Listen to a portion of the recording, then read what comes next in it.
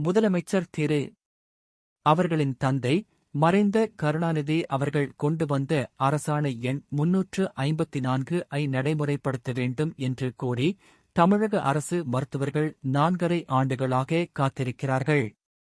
திமுக எதிர்க்கட்சியாக இருந்தபோது மருத்துவர்களை சந்தித்து, நாங்கள் ஆட்சிக்கு வந்ததும் மருத்துவர்கள் கோரிக்கைகள் நிறைவேற்றப்படும் என்று வாக்குறுதி அளித்த திரு. முதலமைச்சர் தற்போது அரசு மருத்துவர்களின் குரலை திட்டமிட்டு மௌனப்படுத்தி வருகிறார். கொரோனா பெருந்தொற்று காலத்தில் உயிரை பணயம் வைத்து பணியாற்றிய அரசு மருத்துவர்கள் இன்று தங்கள் ஊதியத்துக்காக போராட வேண்டிய அவல நிலைக்கு தள்ளப்பட்டுள்ளனர். மாண்புமிகு நீதிமன்ற உத்தரவையும் தேசிய மருத்துவ அமைப்பின் அறிவுறுத்தலையும் கூட திமுக அரசு ஒரு பொருட்டாக கருதவில்லை. அரசு மருத்துவர்களுக்கு 12 ஆண்டுகளில் வழங்கப்பட வேண்டிய ஊதியப்பட்டை 4ம் மறுக்கப்படுகிறது. டாக் ஊதியமும் மறுக்கப்படுகிறது. பதிலாக திமுக அரசு மருத்துவர்களை கைது செய்வது, பணியிட மாற்றம் செய்வது என தண்டித்து வருகிறது. கொரோனா பெருந்தொற்றில் உயிரிழந்த அரசு மருத்துவர் விவேகானந்தன் குடும்பத்திற்கு இன்னும் அரசு வேலை வழங்கவில்லை.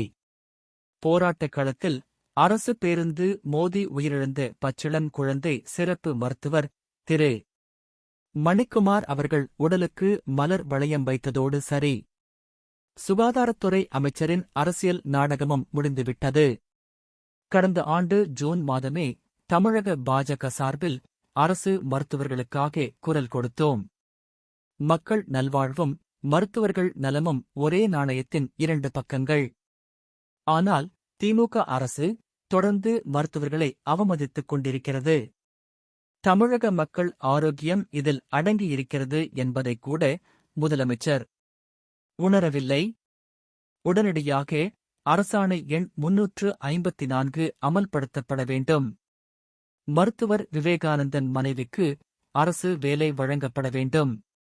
மருத்துவர் மணிக்குமார் குடும்பத்துக்கு இழப்பீடு வழங்கப்பட வேண்டும்.